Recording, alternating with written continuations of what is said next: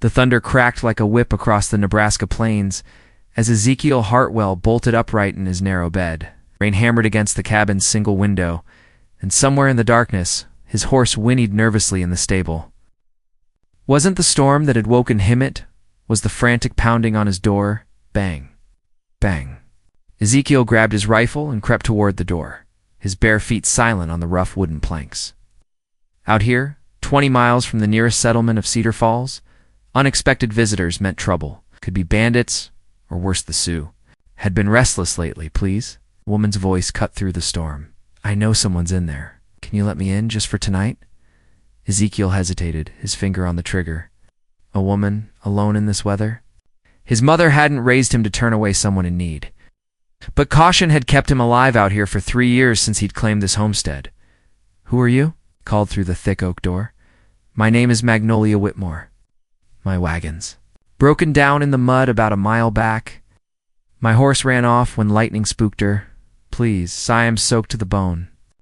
Lightning illuminated the cabin's interior, and Ezekiel caught sight of his own reflection in the window. 26 years old, beard wild from sleep, suspicion etched in every line of his weathered face. He'd sworn off trusting strangers after what happened in Kansas. But something in the woman's voice tugged at him. He lifted the heavy wooden bar and opened the door. The sight that greeted him nearly knocked him backward. A young woman stood on his threshold, her dark hair plastered to her skull, a thin traveling dress clinging to her slight frame. She carried a small carpet bag and clutched a shawl that was doing nothing to protect her from the elements. But it was her eyes that stopped him cold, large, green as spring grass, and filled with a desperation that spoke of running from something far worse than a storm. Thank you, she whispered, stepping inside before he could change his mind. Water dripped from her clothes onto his floor, forming a puddle at her feet. Ezekiel quickly barred the door again and set his rifle aside. You'll catch your death in those wet things. I've got some old clothes that might know. Magnolia's voice was sharp, then softened. I mean, thank you, but I'll be fine. I just need somewhere dry to wait out the storm. She was lying. Ezekiel had spent enough time reading people's faces at poker tables in Dodge, said he'd know when someone was holding cards close to their chest. But he also saw the way she glanced at the window, the way her knuckles were white around her bag's handle. This woman wasn't just caught in bad weather, she was running from something. At least sit by the fire, he said, gesturing to the stone. Hearthware embers still glowed. I'll put on some coffee. As Magnolia approached the fire, her shawl slipped, revealing a purple bruise on her collarbone. Ezekiel's jaw tightened. He'd seen marks like that before his own mother had worn them, courtesy of his father's fists. You hungry? He asked quietly. Not mentioning what he'd seen, she nodded, finally meeting his eyes. I haven't eaten since yesterday morning. As Ezekiel moved to prepare food, he couldn't shake the feeling that this storm had blown more than just weather into his carefully ordered life. The way Magnolia sat perfectly still by the fire, alert as a deer ready to bolt, told him she'd brought danger with her. But looking at her delicate profile in the firelight, something stirred in his chest that had been dormant for years. Whatever. Trouble followed Magnolia Whitmore. Ezekiel realized he was already willing to face it. The night was far from over. Ezekiel busied himself at the small cast-iron stove, grateful for something to do with his hands. The cabin felt smaller with Magnolia in it, her presence somehow filling every corner, despite her slight frame. He could feel her watching him as he sliced salt pork and opened a tin of beans. You live here alone? She asked, her voice barely audible above the storm. 3 years now. He kept his tone neutral. Got 160 acres under the Homestead Act. Been proving it up proper. No wife. The question hung in the air like smoke. Ezekiel's hands stilled on the skillet. No wife. He didn't elaborate, and Magnolia didn't press. Goody wasn't ready to talk about Elizabeth, about the wedding that never happened, about finding her in another man's arms 2 days before they were to be married. That was why he'd come west. Why he'd chosen the most isolated claim he could. Fine. What about you? He asked, settling the pan over the fire. Husband waiting for you somewhere? The silence stretched so long he thought she wouldn't answer. When he glanced over, her face had gone pale, I was married, she whispered. Vernon Whitmore. I died. Another lie, Ezekiel thought, but he let it pass. The bruise on her collarbone suggested Vernon Whitmore was very much alive and looking for his wife. I'm sorry for your loss, he said anyway. Magnolia pulled her knees up to her chest, making herself even smaller. He wasn't a good man, Mr. Hartwell. Ezekiel Hartwell. He stirred the beans, adding precious coffee grounds to the pot. And I reckon if he wasn't good to you, then I'm not sorry he's gone. She looked up sharply, searching his face for judgment. Finding none, she seemed to relax slightly. You're very kind. Most men would have turned me away. Most men are fools. The words came out rougher than he'd intended. Woman alone in a storm like this, only a devil would leave you out there. The coffee began to percolate, filling the cabin with its rich aroma. Outside, the wind howled like a living thing, rattling the shutters and sending rain against the windows and sheets. Ezekiel divided the food onto 2 tin plates and handed one to Magnolia. She ate like someone who'd been hungry for days, not just since yesterday morning. Ezekiel pretended not to notice, focusing on his own meal and trying not to stare at the way the firelight caught the auburn highlights in her dark hair. Where were you heading? He asked eventually. West California, maybe? Somewhere far from... double quotes. She caught herself. Long way to travel alone. Long way to travel alone. I don't have much choice. She set down her empty plate. Sometimes running is the only option left. Ezekiel nodded slowly. He understood running hell. He'd been doing it for 3 years. But looking at this fragile woman, he felt something shift inside him, something protective and fierce. Well, you can't travel anywhere tonight. The storm's not letting up, and it's too dangerous. Magnolia's eyes darted to the door. But if someone comes looking, then they'll have to go through me. The words surprised them both. Ezekiel had meant to offer practical help, maybe a dry place to sleep until morning. But the promise that had just left his lips was deeper than that, more binding. You don't understand, Magnolia said urgently. Vernon has men who work for him. If they find me here, they'll kill you just for helping me. So Vernon Whitmore wasn't dead, just dangerous. Ezekiel leaned back in his chair, studying her face. What kind of man was your husband, Magnolia? She flinched at the name. The kind who owns people. The kind who doesn't let his property walk away. Property. The word hit Ezekiel like a physical blow. He'd known men like that. His father had been one of them. The rage that rose in his chest was cold and familiar. You're not property, he said quietly. You're a person. And out here, under my roof, you're under my protection. Tears gathered in Magnolia's eyes. Why would you risk yourself for a stranger? Ezekiel met her gaze steadily, 'cause some things are worth the risk. Lightning flashed again, illuminating both their faces in stark relief. In that moment, Ezekiel saw past her fear to the strength beneath this woman had found the courage to run from hell itself, despite knowing her for less than an hour.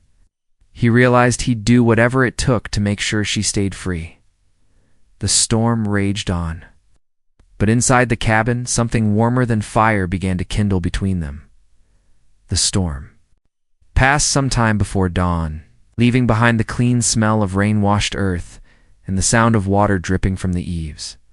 Ezekiel had spent most of the night in his chair by the fire, rifle across his knees, while Magnolia slept fitfully on his narrow bed. Every sound from outside had brought him to full alertness, the crack of a branch, the call of a night bird, his horse shifting in the stable, but no riders came. As pale sunlight filtered through the window, Magnolia stirred.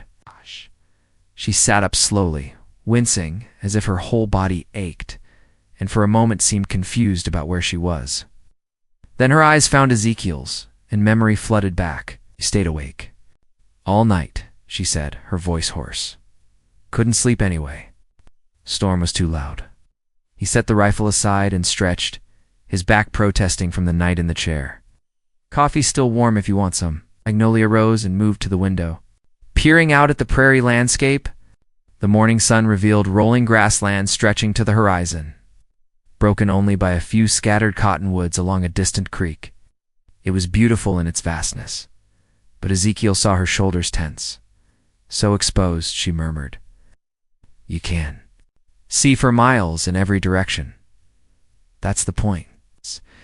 Nobody can sneak up on you out here. She turned from the window, and in the clear morning light, Ezekiel could see more than just the bruise on her collarbone.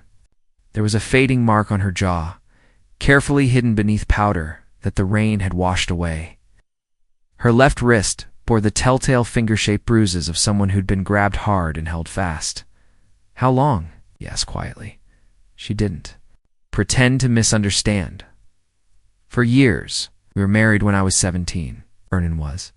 Charming at first, generous. My father owed him money, and the marriage settled the debt." Her laugh was bitter. "I thought I was lucky. Vernon Whitmore was the richest man in 3 counties, and he wanted me. Where was this?" "Missouri. Vernon owns half of Carthage's the bank, the grain elevator, the hotel. He has the sheriff in his pocket, and judges who owe him favors." She wrapped her arms around herself. "I tried to leave twice before. First time he had his men bring me back the same day. The second time," she pulled up her sleeve, revealing an old scar that ran from her wrist nearly to her elbow. Ezekiel's vision went red around the edges. "He did that? Said it was to help me remember where I belonged?" Magnolia's voice was steady, but her hand shook as she rolled the sleeve back down. "This time I waited. I planned. Stole money from his strongbox, a little at a time. Hid supplies. When he went to Kansas City on business, I took the wagon and ran. How long ago? 5 days. But Vernon came back early. His telegram was waiting when I got to Jefferson City. By then, his men were already on my trail." She met his eyes. "They're good at what they do, Mr. Hartwell. They'll find me eventually." Ezekiel stood and moved to his gun cabinet, pulling out a second rifle and checking its action. "Maybe, but they'll have to catch you first. You can't— I can't— what? Help you. Protect you." He turned to face her. "Let me tell you something, Magnolia. I came out here to get away from people, to build something that was mine alone. I've spent 3 years working this land, sleeping with one eye open, fighting drought and locusts and loneliness. I've got more reasons to stay isolated than you can imagine." He moved closer, close enough to see the gold flecks in her green eyes. "I'll be damned if I'll let some Missouri bastards hired guns drag you back to hell while I have breath in. My body, you don't understand what you're saying. Vernon has money, connections. He could destroy you. He could try." Ezekiel's smile was sharp, "But he's never dealt with anyone like me." Before Magnolia could respond, they both froze. From outside came the distant thunder of hoofbeats, multiple horses, riding hard. Ezekiel grabbed both rifles and thrust one into Magnolia's hands. "You shoot? Yes, but no buts. They found your trail." He moved to the window and peered out carefully. 3 riders crested the hill a mile away, their horses lathered with sweat. Even at this distance, he could see they wore city clothes and carried themselves like men accustomed to violence. "Back room," he ordered, behind the chest. "Things go bad. There's a root cellar with an outside entrance. Follow the creek east until you reach Cedar Falls." Magnolia didn't move. "I won't let you die for me. I won't let you go back to him." Ezekiel checked his ammunition. "Now hide, and Magnolia." She paused in the doorway. "Whatever happens next, you remember this? You're not his property. You never were. You're a free woman, and you deserve to stay that way." The riders were close enough now that he could see. Their faces hard men with cold eyes and well-used guns. Vernon Whitmore's enforcers, come to collect his runaway wife. Ezekiel stepped onto his porch and waited for the fight of his life to begin. The 3 riders approached at a measured pace, their horses' hooves drumming against the still wet earth. Ezekiel stood motionless on his porch, rifle held casually but ready. He'd learned long ago that confidence could be as powerful as any weapon, and right now he needed every advantage he could get. The lead rider was a tall man with graying hair, and a marshal's badge pinned to his vest, though Ezekiel doubted it was legitimate. The other 2 flanked him like wolves, their hands resting on their gun belts. All 3 had the look of men who'd done terrible things for money. "Morning," the false marshal called out, reining in his horse 20 feet from the porch. "Names. Foster. We're looking for a woman." Young dark hair, traveling alone, goes by Magnolia Whitmore. Don't know anyone by that name? Ezekiel replied evenly. Foster smiled, but it didn't reach his eyes. Now that's curious. See, we tracked her wagon too, about a mile back, where it got stuck in the mud. Found horse tracks leading this way. Right. Fresh tracks. Lot of horses pass through here. This is open range. Sure is. Foster dismounted slowly, his companions following suit. Mind if we take a look around? Just to be thorough. I do mind, actually. It's my land, and I don't take kindly to strangers poking around. One of the other men, a heavy-set fellow with dead eyes, spat into the dirt. Ain't asking permission? Boy, we got authority. Ezekiel's grip tightened on his rifle. Whose authority would that be? Vernon Whitmore's authority, Foster said, dropping. All pretense of politeness. That trumps whatever homestead papers you think protect you out here. Never heard of him? You will? Foster stepped closer, his hand now openly resting on his gun. Vernon Whitmore owns half of Missouri, and he wants his wife back. You can make this easy and tell us where she is, or we can tear this place apart and find her ourselves. Ezekiel shifted slightly, angling himself to keep all three men in sight. Like I said, don't know anyone by that name. But I do know that you're trespassing on my land, and I'm within my rights to remove you. The heavy-set man laughed. You think that pea shooter scares us? We've killed men for less than you're giving us trouble for. Maybe, but the question is, which one of you wants to die first? The words hung in the morning air like smoke from a gun barrel. Foster's eyes narrowed as he reassessed the situation. This wasn't some frightened homesteader who would cave at the first threat. This was a man who'd seen violence and wasn't afraid of it. You're making a mistake, Foster said slowly. Vernon Whitmore has a long reach and a longer memory. Oh. Us, and he might forget you existed. Cross him, and he'll make sure you regret it for whatever short time you have left. I've been threatened by better men than Vernon Whitmore, Ezekiel replied. Hell, I've been threatened by better men than you. Now get off my land. The third man, young and eager, started to draw his pistol. I'm getting tired of this. The crack of Ezekiel's rifle cut him off. The bullet kicked up dirt between the young man's feet, and he stumbled backward with a curse. Next one goes through something vital, Ezekiel said calmly, already working the bolt action. Your choice. Foster held up a hand to his men. Easy, boys. No need for anyone to get hurt. Here, he looked back at Ezekiel with grudging respect. You're good, fast, but you're outnumbered, and we've got all day. Sooner or later, you'll make a mistake. Maybe, but I guarantee one thing when I go down, I'm taking all three of you with me. The question is, are you willing to die for Vernon Whitmore's money? For a long moment, nobody moved. The only sounds were the nervous whickering of horses and the distant cry of a hawk circling overhead. Then, slowly, Foster began to smile. You know what? I believe you would. Takes a special kind of man to face down three guns with nothing but backbone and principle. He remounted his horse, gesturing for his men to do the same. But this isn't over. We'll be back, and next time, we won't come alone. I'll be here, Ezekiel said simply. As the three riders turned to leave, Foster paused. Just so you know, the woman you're protecting? She's not worth dying for. She's a killer. What? Didn't she tell you? Night before she ran, she put a kitchen knife in Vernon's business partner. Man named Charles Dawson. Cut him up real good before she lit out. Foster's smile was cruel. So you might want to ask yourself, friend, if she could do that to a man she knew, what might she do to a stranger who's outlived his usefulness? With that, Foster spurred his horse, and the three men rode away at a gallop, leaving only dust and doubt in their wake. Ezekiel lowered his rifle slowly, his mind reeling.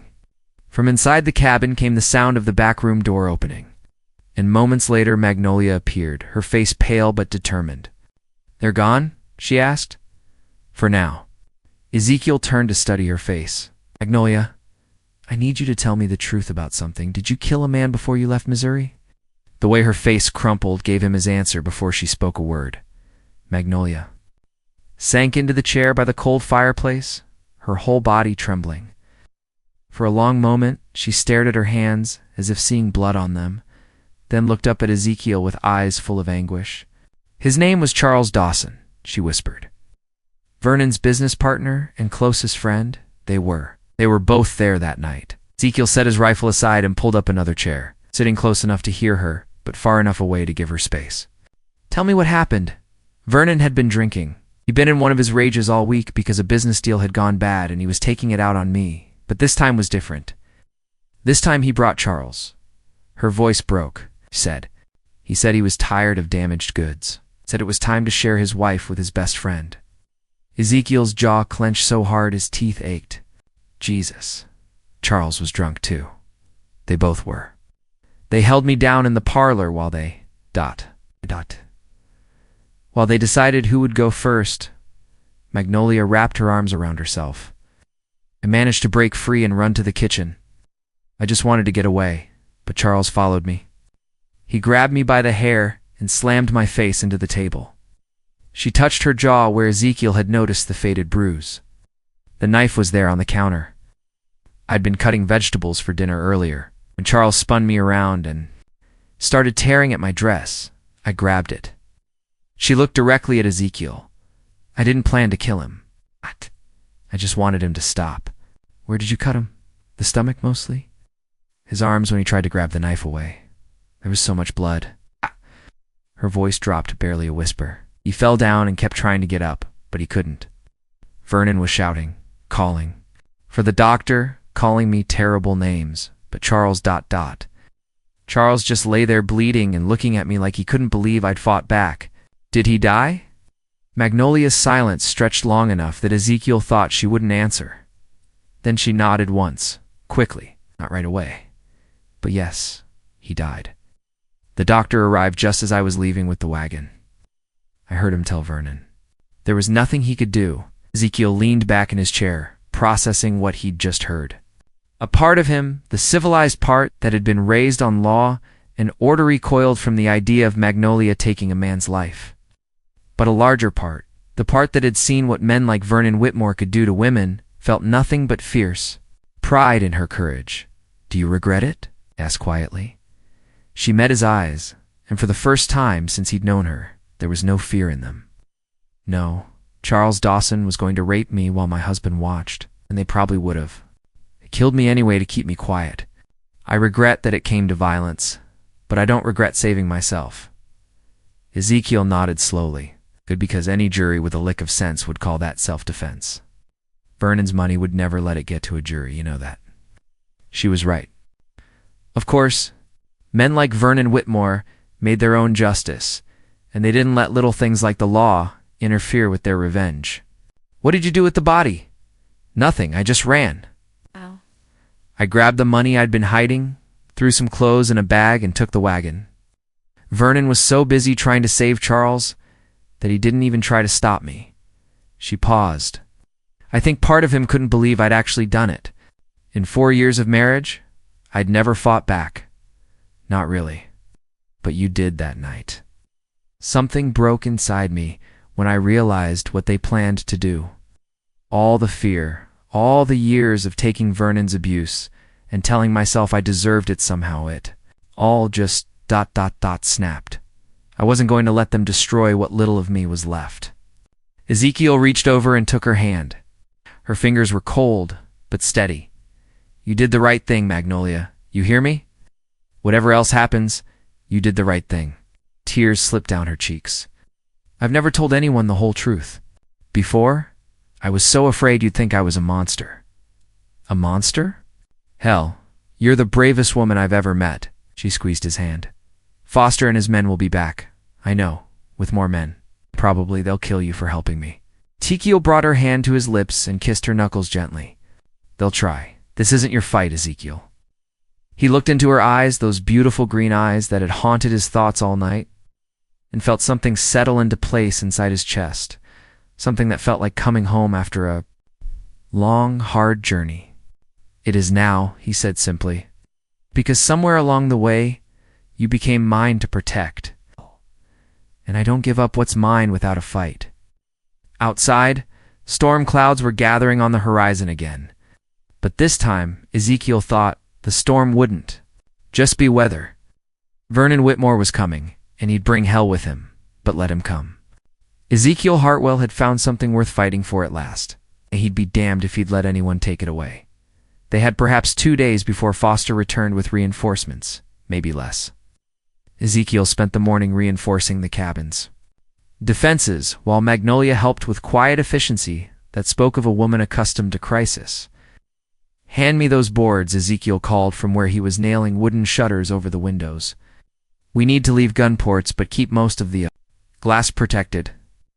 Magnolia passed him the lumber he'd been saving for a new barn. "You're fortifying this place like a castle. It might as well be one. We hold the high ground, we've got water from the well, and I've got enough ammunition to outfit a small army." He paused in his hammering. "Plus, I know this land like the back of my hand, every dip, every rise, every place a man might take cover, and they know cities. They know how to buy cooperation, how to intimidate witnesses." Magnolia secured another board in place. "Vernon doesn't just rely on guns, Ezekiel. He destroys people in other ways too. Let him try, out here. Money talks a lot quieter than bullets." They worked in companionable silence for a while, but Ezekiel could sense something weighing on Magnolia's mind. Finally, as they were moving supplies into the cabin's back room, she spoke.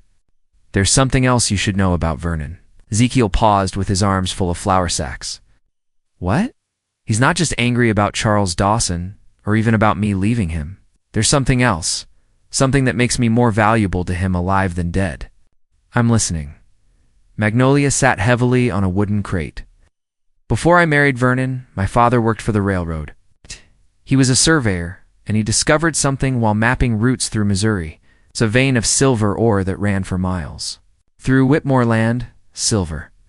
My father never filed the proper claims. He was more interested in his bottles than his business. But he drew detailed maps, marked every outcropping, estimated the potential yield." She looked up at Ezekiel. "Vernon married me to get those maps. Where are they now?" Magnolia reached into her carpet bag and pulled out a leather portfolio. "I've had them all along. Vernon spent 4 years trying to get me to tell him where my father hid them. He searched the house, threatened me, even hired men to dig up my father's grave. He never thought to check the false bottom of my jewelry box." Ezekiel whistled low. "How much silver are we talking about?" Enough to make Vernon one of the richest men west of the Mississippi. Enough to buy senators and judges and entire towns. If he wanted to." She clutched the portfolio to her chest. "I thought about destroying them, but they're the only leverage I have. The only thing that might keep him from killing me outright, or the thing that makes him most dangerous. Yes." Ezekiel resumed, stacking supplies, his mind racing. This changed everything. Vernon Whitmore wasn't just chasing a runaway wife, he was hunting a fortune in silver. That meant he'd never stop, never give up, never accept any outcome that didn't end with Magnolia back under his control. "We could run," Magnolia said quietly. "Take the maps and go to California like I planned. Start over somewhere, he'd never find us." "We could," Ezekiel agreed. "But running didn't work for you before, and it won't work now that I know what kind of man he is."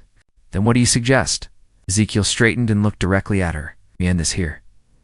Now, we make our stand, and we finish Vernon Whitmore once and for all. You're talking about murder. I'm talking about justice.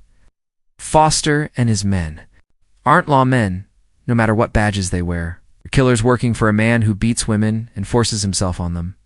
When they come back, they won't be here to arrest you. They'll be here to drag you back to hell or put you in the ground." Magnolia was quiet for a long moment. "It won't just be Foster next time. No, it'll be Foster, plus however many men can buy or threaten into service. Could be 6, could be 20, and you think we can hold them off?" Ezekiel moved to the window and looked out at his land, the rolling prairie that had become his sanctuary. The horizon that had promised him peace. All of it was about to become a battlefield. "Magnolia, I've been in tight spots before. Faced down men who wanted to kill me for reasons that had nothing to do with right or wrong. But I've never had something as important as you to fight for." He turned back to her. "So yes, I think we can hold them off. More than that, I think. We can win. And if we're wrong, if there are too many of them, Then we'll go down fighting together. And Vernon Whitmore will learn that some things can't be bought, threatened, or stolen. He moved to where she sat and knelt beside her chair. But I don't. Think it'll come to that, because I've got something he doesn't. What's that? I got you. And you, Magnolia Whitmore, are a lot stronger than any of us realized. Well, she smiled then, the first real smile he'd seen from her. It transformed her face completely, erasing years of pain and fear and replacing them with hope. It said, "We make our stand." But Ezekiel? Yes? When this is over, when Vernon is dead or defeated, I want those maps burned. I never want to see them again. Ezekiel took her hands in his. Deal. But first, we've got to live through what's coming. Outside. The storm clouds continued to gather, and somewhere out there, Vernon Whitmore was assembling his army.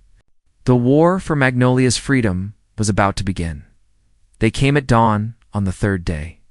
Just as the sun painted the prairie grass gold, Ezekiel had been awake for an hour, watching from the reinforced window as dark shapes moved across the distant hills like wolves circling prey. How many? Magnolia asked, taking her position at the back window with the rifle he'd taught her to use properly. 12, maybe 15. Ezekiel's voice was calm, but his hands were steady on his weapon. Foster's there, and 3 others I recognized from the first visit. The rest are new. Hired guns. Professional killers, by the look of them. He adjusted his aim through the gun port. But they're making a mistake. They're approaching like they expect easy prey. The riders had spread out in a loose line, confident in their numbers. At the center rode a man Ezekiel hadn't seen before, expensively dressed, with silver hair and the bearing of someone accustomed to getting his way. Even at this distance, there was something about him that radiated cruel authority.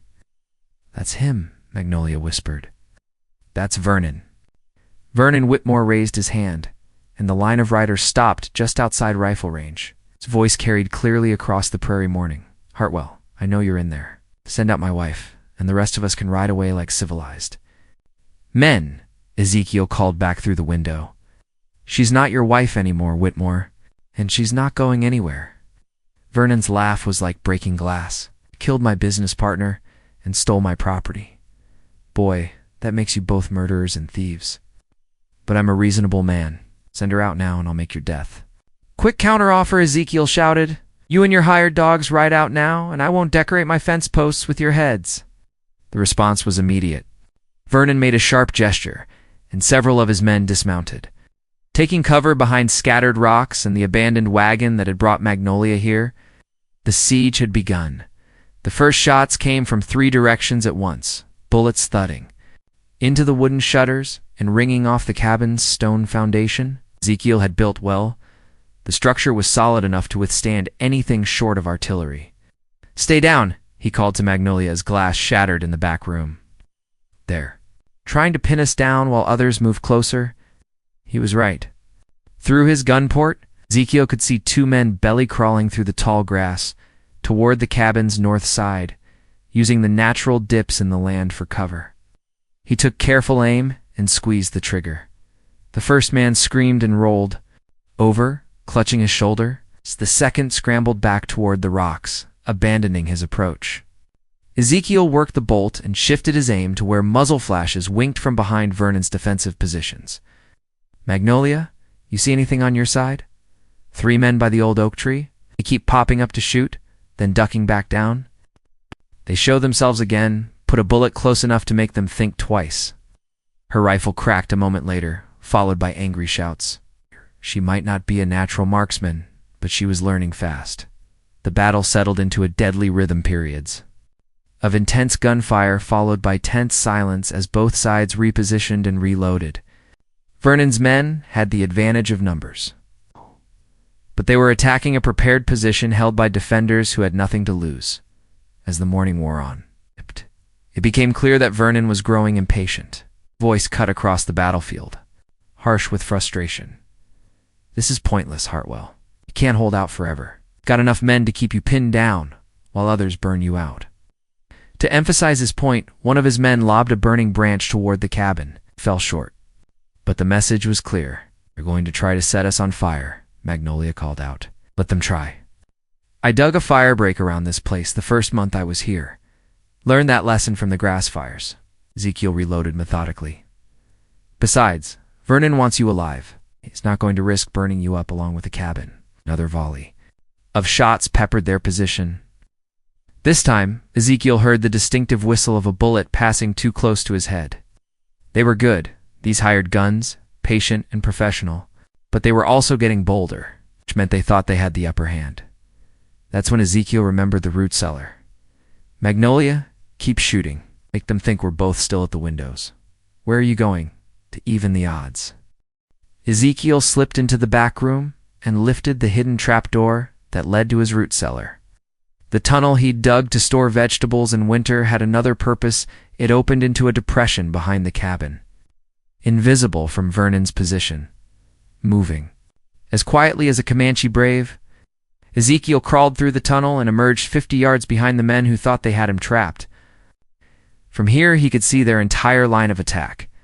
Vernon sat his horse like a general, commanding troops, occasionally barking orders but staying well out of rifle range. Foster crouched behind a boulder to Ezekiel's left, directing the crossfire. That kept the cabin's defenders pinned down. But it was the group of men preparing to rush the cabin's back door that drew Ezekiel's attention. 5 of them, armed with pistols and knives, creeping through the grass toward where Magnolia waited. Alone. They thought they were invisible, but from Ezekiel's position, they might as well have been walking down. A city street in broad daylight, Ezekiel took aim at the lead man and fired. The shot echoed across the prairie like thunder. Organized attack collapsed into chaos. Men who thought they were the hunters realized they were being hunted, and panic spread through their ranks like wildfire. "He's behind us," someone screamed. "Where the hell did he come from?" Ezekiel put another bullet into the man closest to Magnolia, then rolled to a new position as a returned fire scorched the earth where he'd been lying. The element of surprise was gone, but he'd accomplished what he'd set out to do now. Vernon's men had to fight a war on 2 fronts. From the cabin came the steady crack of Magnolia's rifle as she took advantage of the confusion to pick off exposed targets. She was no longer the terrified woman who'd knocked on his door 3 nights ago. She was a warrior defending her home. But Vernon's voice rose above the gunfire, cold and commanding. "Enough. Foster, take half the men and flank him. Pin him down while I finish this personally." Vernon Whitmore dismounted and drew an expensive pistol, his face twisted with rage. "Ah, you want to play games, Hartwell? Let's see how brave you are. When I put a bullet in your woman's head, battle was about to become personal."